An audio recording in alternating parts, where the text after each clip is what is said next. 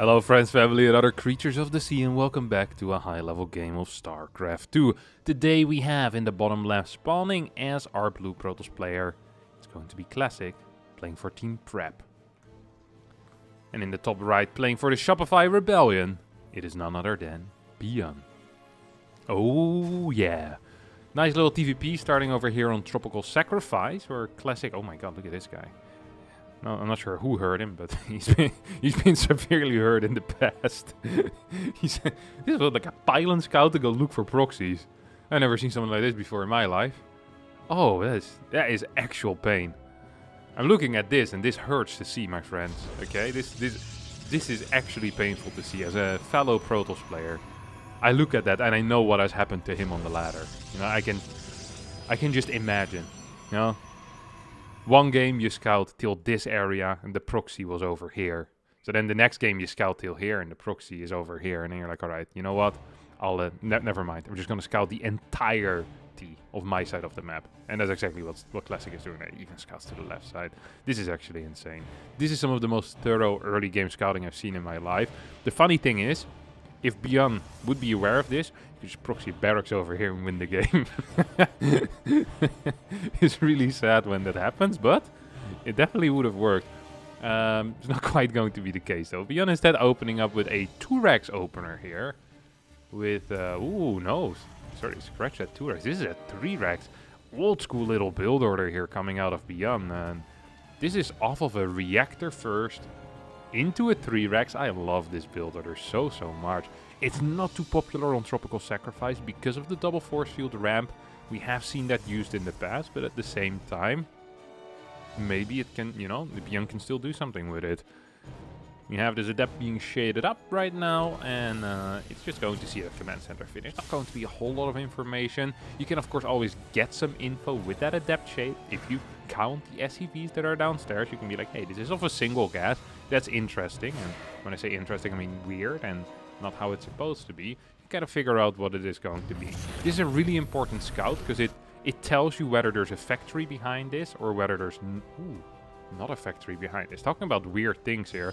We're playing 1 gate, 3 adept, into Stalker, with Blink. Now, not a lot of people are aware of this, but the Blink ability is an ability exclusive to the Stalker. So opening up with 3 adepts isn't actually going to achieve anything for you whatsoever. You shouldn't finish that, no way. You shouldn't even have moved in there. This is going to cost him 1 adept for free. Well, for free, not quite. 2 Marines go down and SCV gets taken out here. And loses 1 adept. Honestly, adepts lose their value so quickly that I don't really mind these adepts being thrown away for a little bit of damage whatsoever. Going to be a lot of units here across the map. And the follow-up will be a 3 gate. Wait, there's a sentry that just got warped in? Okay. That is a build order. Yeah, this is definitely a build order. Sometimes you wonder if something is a build, but no, this is a build. A good one, I'm not sure. Not a huge fan of the SimCity personally. What are these gateways doing here? Blocking your easy movement to your main base at some point. They're not blocking anything near the ramp. They're just annoying you. That's what it is. It's just annoying. Marines managed to push this Stalker and the 2 adepts away, which is impressive given there's only 6 Marines here, but ByuN is capable of doing a lot with very little. 134 ASD. Semicolon, semicolon, semicolon, comma, period, semicolon. Not quite sure what all of that means, but this is a man that's very fond of his punctuation marks. Oh! That's a scare a few seconds for that adept with the 2 HP. Battery here is about to finish up. We have a single sentry with double force fields available, and this is why it's not so common on this map. Ooh, that's not good force fields though. But the battery is good enough. And now Marines are actually going to run out. These force fields actually had more value for ByuN than they had for Classic in the end, I think. I really believe so.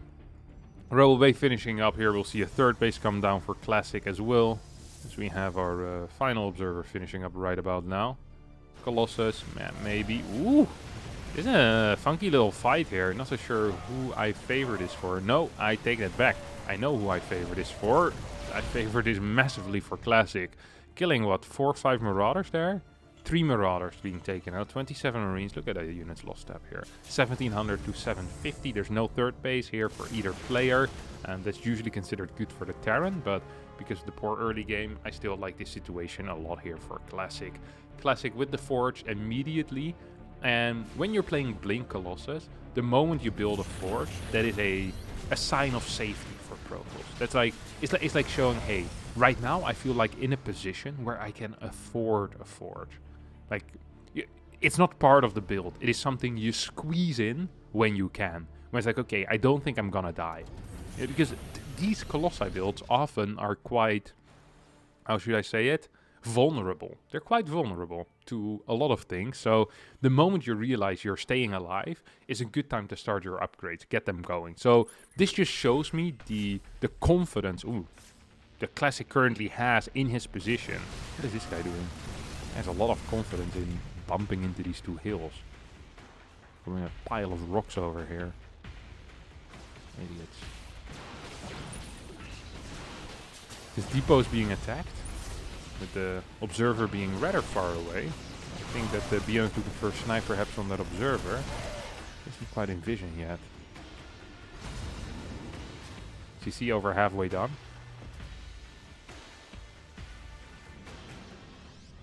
We have charge on the way, thermal lens as well.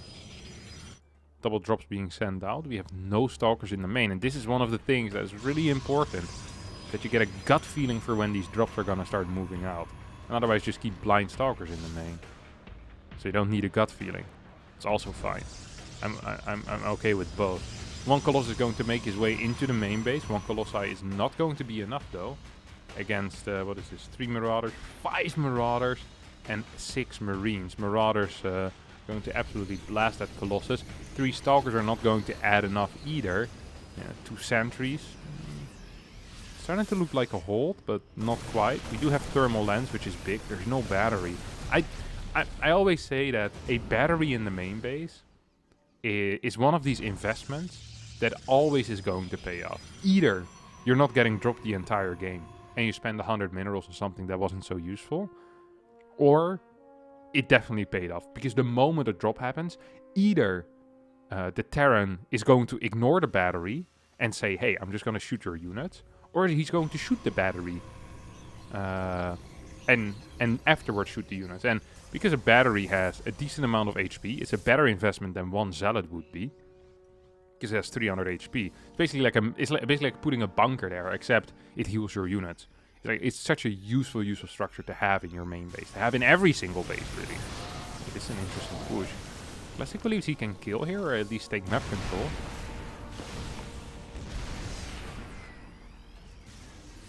Yeah, I'm not feeling a kill here. I'm feeling some tickling, maybe. That's definitely what he's doing. Some laser tickling. Extreme tickling.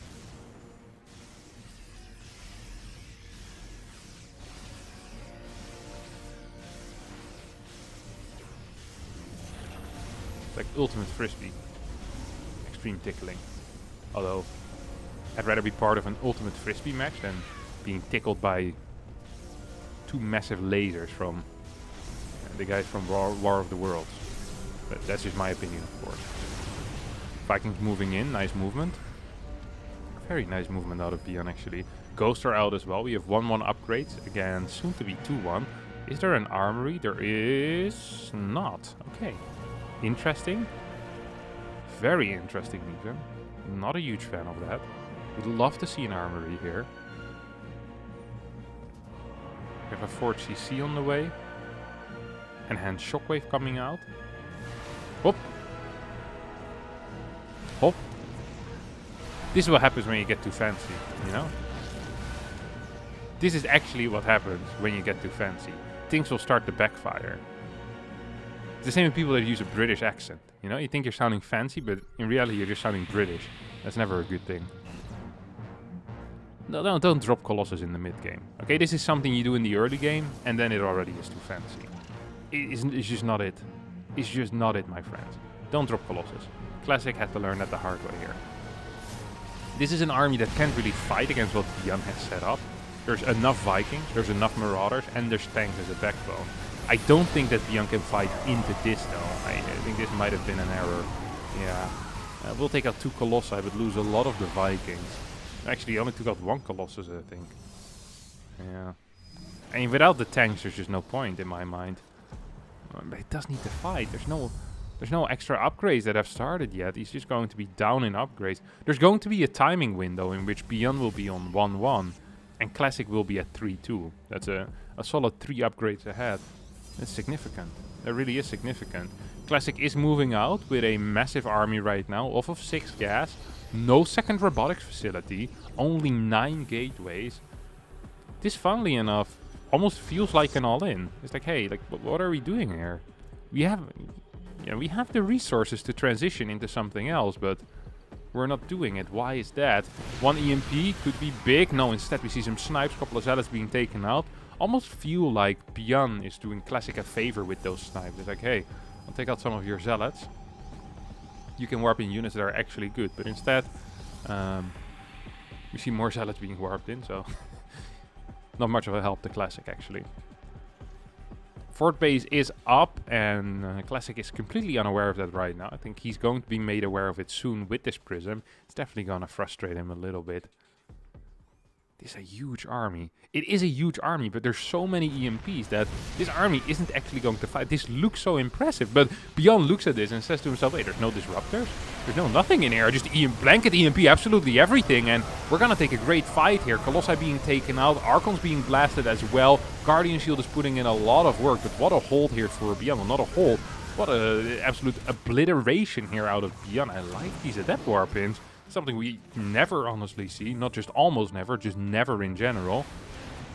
Prism will get taken out by the Vikings before it gets into position, and ByuN now is going to be in a position of power, a position with momentum, a position from which he decides what's going to happen in this game, where he dictates the pace of this game. And so, ooh, triple robos are out. That means disruptor production has started. Also means that this base should fall. For a second I thought that ByuN was just going to walk past it and say, not today. This base absolutely dead. Should have EMP'd it once, just to stop any potential recalls from happening. Prism starts flying in towards the natural. There's no prism speed, slightly surprising. I really feel like the amount of prisms that Classic has lost already, you definitely get some prism speed here. It is still 4 base against 4, and yes, there are disruptors out, and yes, there's also a Dark Shrine with the DT Blink coming soon, but I still feel like ByuN's position right now is just so much superior. We even have the tanks moving out. Not sure if this is to secure a 5th base or if ByuN just has had enough of this game and says, no, not anymore. I'm done. Oh, good snipe on the first disruptor. Second disruptor also gets taken out. Couple of ghosts will end up falling, as well as 2 medevacts going down there. Medevac count is only at 3 right now. More stalkers will eat dust or pound sand or whatever it is that stalkers do when they die. We have 1 medevac on the bottom side, 2 medevacs moving towards the top, and we have a complete split of army. That means the 5th base is going to end up falling. This center area can't really be defended right now because ByuN has no units there. I don't think ByuN really cares. Oh, this is maybe a small error. It's going to get caught off guard ever so slightly. More tanks being sieged up, disruptor shots hitting absolutely nothing.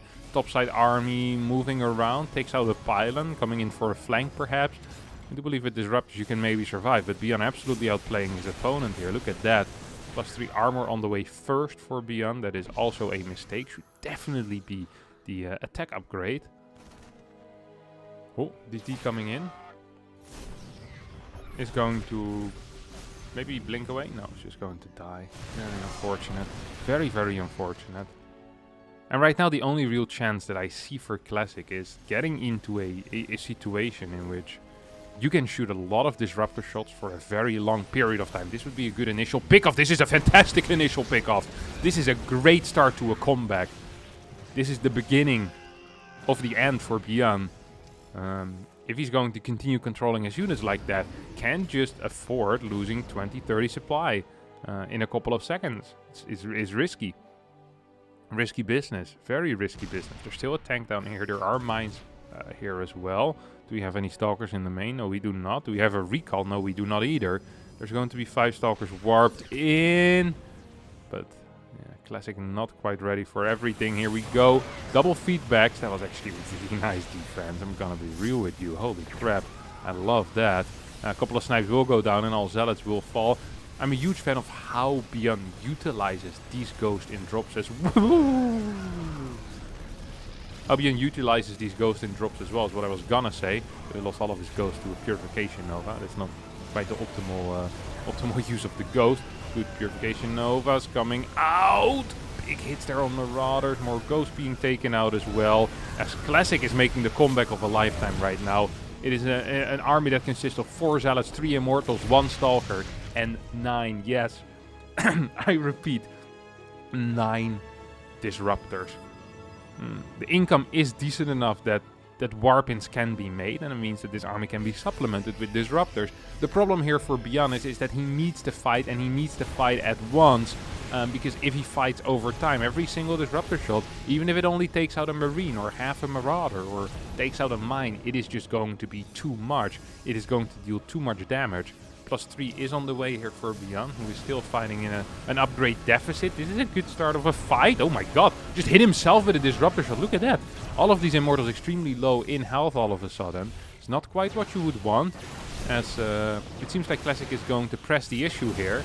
With those 9 Disruptors from the high ground, perhaps one can be sniped. No, there's no concussive. No, there is.